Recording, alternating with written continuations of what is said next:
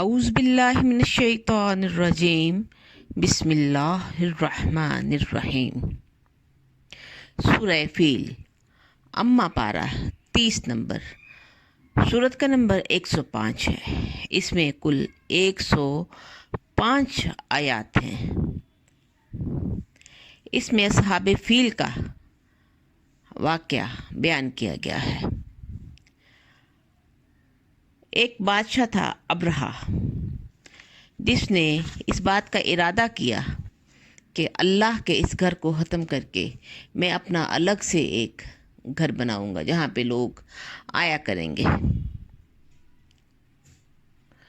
اور اس نے ان سب باتوں کو سوچنے کے بعد اللہ کے گھر پر حملے کا ارادہ کر لیا اور اپنی فوج کو لے کے چل پڑا۔ جب ابرہہ نے اپنا قاصد حناطہ حمیری مکہ والوں کے پاس بھیجا اور کہا کہ مکہ کے سب سے بڑے سردار کو میرے پاس لے کے آؤ اور یہ اعلان بھی کر دو کہ میں مکہ والوں سے لڑنے نہیں آیا، میرا ارادہ صرف بیت اللہ کو گرانے کا ہے۔ ہاں، اگر مکہ والے اسے بچانے کے لیے آئے تو پھر مجھے ان کے ساتھ لڑنا پڑے گا۔ مکہ کا سب سے بڑا سردار عبد المطلب بن ہاشم تھے۔ اس وقت ان کو یہ پیغام دیا گیا۔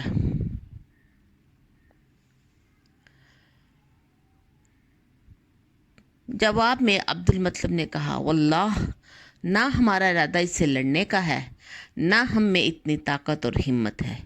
یہ اللہ کا گھر ہے، حرمت والا گھر ہے۔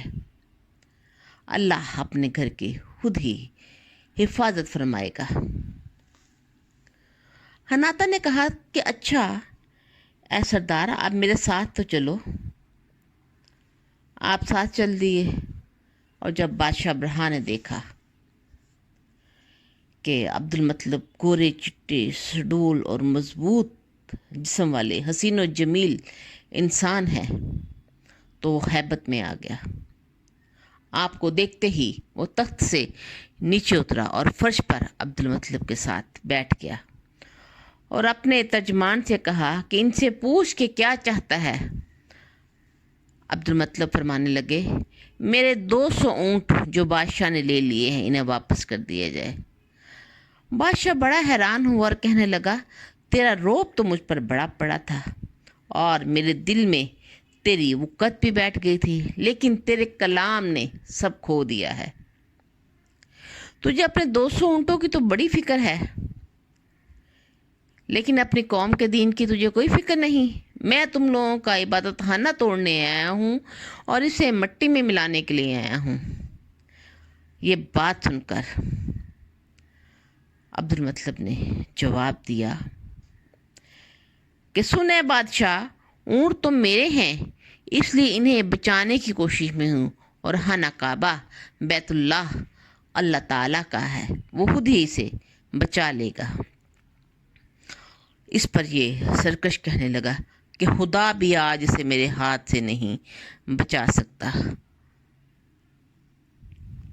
اہل مکہ نے تمام حجاز کا تہائی مال ابرہہ کو دینا چاہا، لیکن پھر بھی وہ اپنے ارادے سے باز نہ آیا۔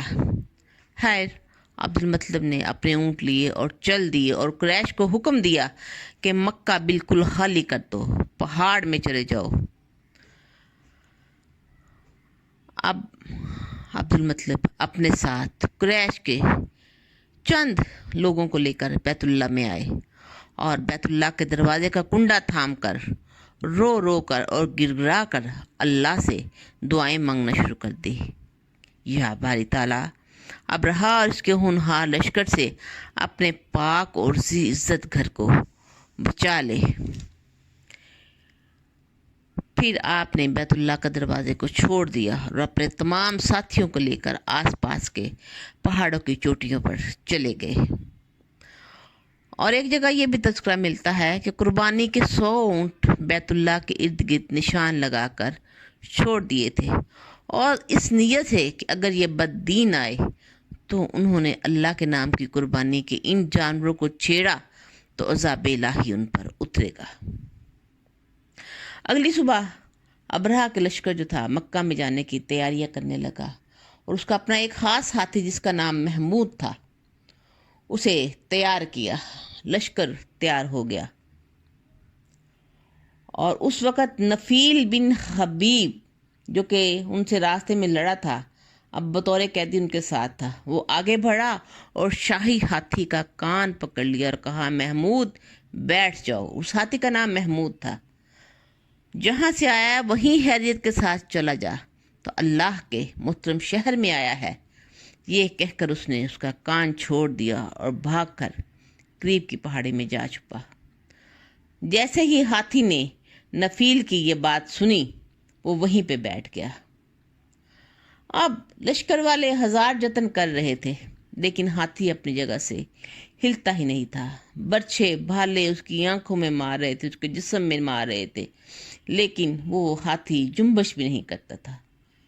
پھر بطور امتحان اس کا منہ یمن کی طرف کر کے اس کو چلانا چاہا تو وہ فوراً کھڑا ہو گیا اور دوڑتا ہوا چل دیا۔ شام کی طرف چلایا تو بھی ایسے ہی چلنے لگا۔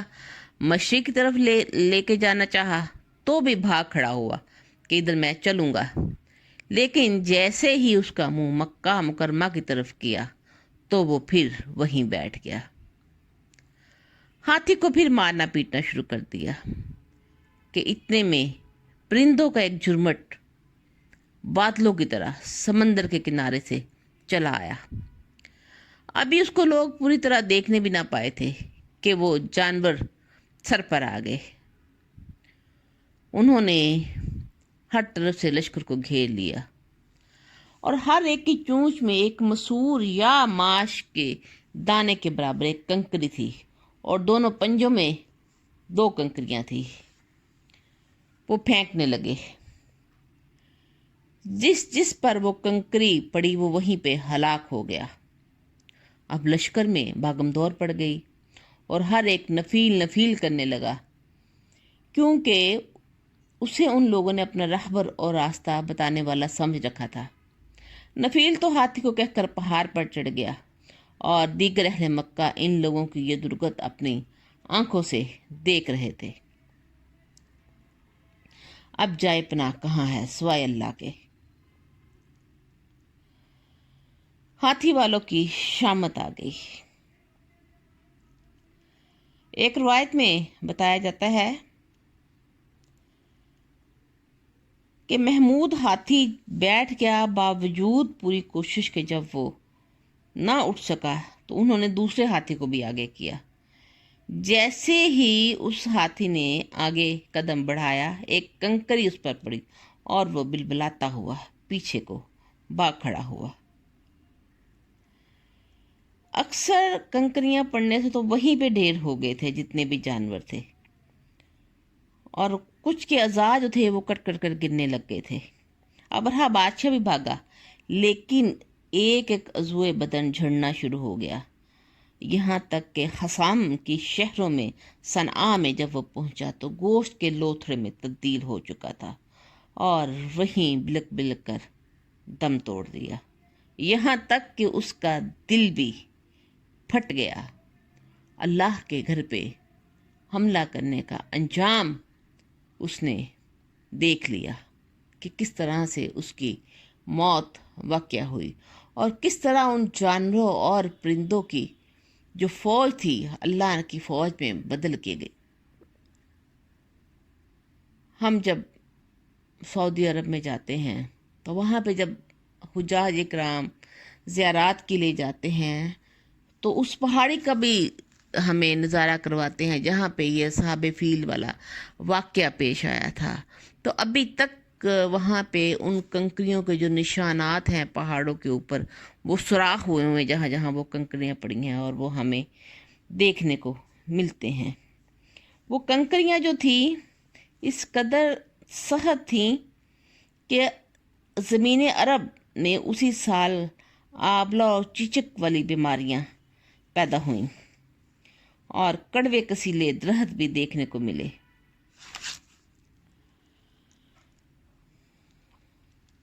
اللہ تعالی ہمیں اپنی بارگاہ کی حاضری نصیب فرمائے۔ اللہ تعالی ہمیں اس گھر کو چومنے، اپنی چوکٹ سے لپٹنے کی توفیق عطا فرمائے۔ وآخر دعوانا ان الحمد للہ رب العالمین۔ صدق اللہ العظیم۔